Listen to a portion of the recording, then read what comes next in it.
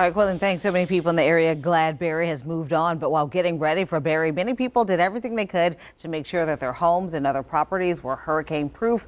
But what about your money? Joining us now is CPA Kimberly Washington to let us know what you should look for in your wallet, I guess, before another storm comes our way. First of all, what should you look for in terms of insurance plans? So when you're looking at right now, and definitely like you said, we had these things that happened last week, and many people are thinking, okay, how can I be better prepared? So this is a good time to sit down with your insurance agent, look at your coverage, your deductibles, and you also want to determine whether or not you have special needs. For instance, if you have antiques or just unique items in your home, they may not be covered by traditional insurance. And also, for another thing you want to think about, if you are a renter, you definitely want to check into flood insurance. That is also available to you. Many times people don't think about that when they're renting out homes in the area. And something else to add to that, people get renter's insurance and don't realize that it doesn't cover flooding. Exactly, that's so true, and especially same thing with homeowners too as well. We know that it doesn't cover the flood too, so you want to think about those things. Okay, so what is a go-to system? A go-to system is something that I came up with a couple of years ago, of course, after Hurricane Katrina. But the idea here is just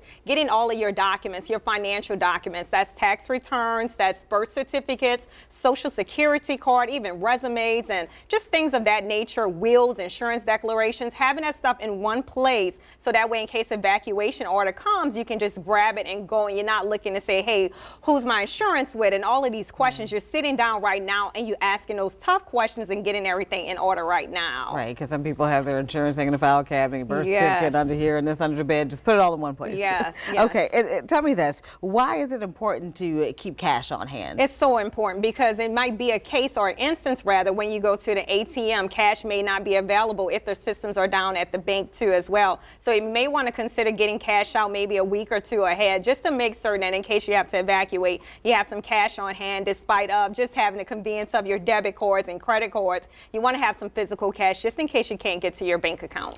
And tell me this, what are some of the financial moves? I mean, you talked about having cash on hand. What else can people do to make sure that they're ready? Right now, just have that discussion with family members. I often tell a story about my dad who had a stroke after Hurricane Katrina, and I remember being in the hospital and say, hey, Dad, who's your insurance with? Dad, who do you bank with? All of these questions, just a conversation we probably should have had early on. So I say get a notebook, get a planner, whatever the case may be. Start having those discussions.